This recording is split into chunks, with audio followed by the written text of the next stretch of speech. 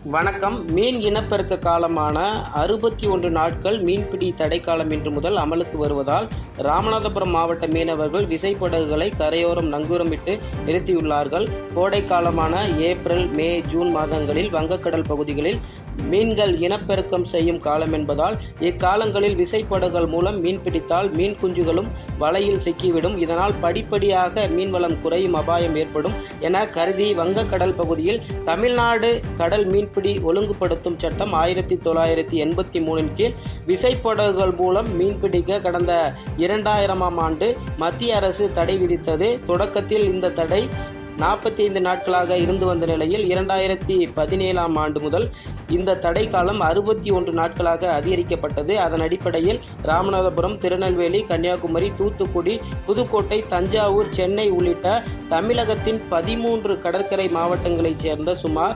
6500 விசைப்படகுகள் மற்றும் இழுவை படகுகளை பயன்படுத்தி கடலுக்குள் மீன்பிடிக்க செல்லக்கூடாது என தடை விதிக்கப்படுகிறது. இந்த வருடம் ஏப்ரல் 15ஆம் தேதி நள்ளிரவு முதல் ஜூன் 14ஆம் தேதி வரையிலும் தமிழகத்தில் மீன்பிடி தடை காலம் அமல்படுத்தப்பட உள்ள நிலையில் ராமநாதபுரம் மாவட்டத்தில் மீன்பிடி தடை காலம் தொடங்கியது. இந்த மீன்பிடி தடை காலத்தில் சுமார் 4,20,000க்கும் மேற்பட்ட மீன்பிடி தொழிலாளர்கள், சுமார் 15 லட்சத்திற்கும் மேற்பட்ட மீன்பிடி சார்பு தொழிலாளர்களும் முற்றிலும் வேலையை இழந்துள்ளனர்.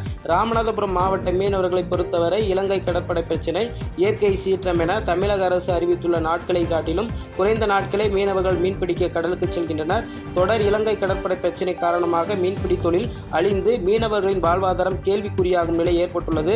எனவே மீனவர்களின் வாழ்வாதாரத்தை மீட்டெடுக்கும் வகையில் மீனவர்களுக்கு மீன்பிடி தடை காலங்களில் அரசால் வழங்கப்படும் நிவாரணத் தொகை மற்றும் மீன்பிடி விசைப்படகு உரிமையாளர்களுக்கு வழங்கப்படும் நிவாரணத் தொகை தடை காலங்களில் மீனவர்களுக்கு கிடைக்கும்படி தமிழக மீன்வளத்துறை நடவடிக்கை எடுக்க வேண்டும் என ராமநாதபுரம் மாவட்ட மீனவர்கள் அரசுக்கு கோரிக்கை விடுத்துள்ளனர்.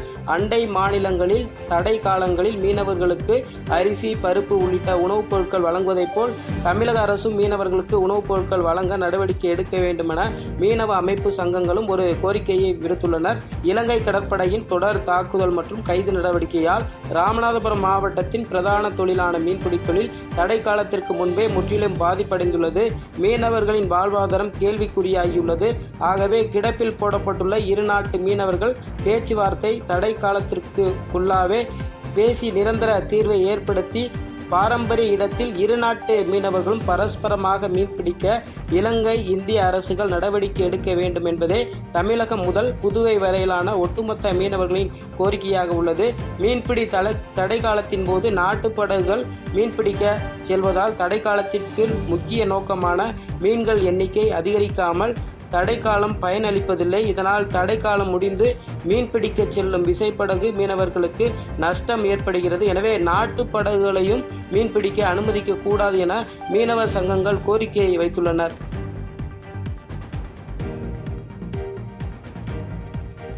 செய்திகளை உடனுக்குடன் தெரிந்து கொள்ள கீழ்கண்ட கேபிள் மற்றும் DTH நெட்வொர்க்குகளில் எம்நாடு செய்தி தொலைக்காட்சியை காணுங்கள். பாதகம் செய்பவரை கண்டால் நாம் பயம் கொள்ளலாகாது பாப்பா. மோதி மிதித்து விடு பாப்பா, அவர் முகத்தில் உமிழ்ந்து விடு பாப்பா. அண்மை செய்திகளை உடனுக்குடன் தெரிந்து கொள்ள இணைந்திருங்கள் எம்நாடு தொலைக்காட்சியுடன்.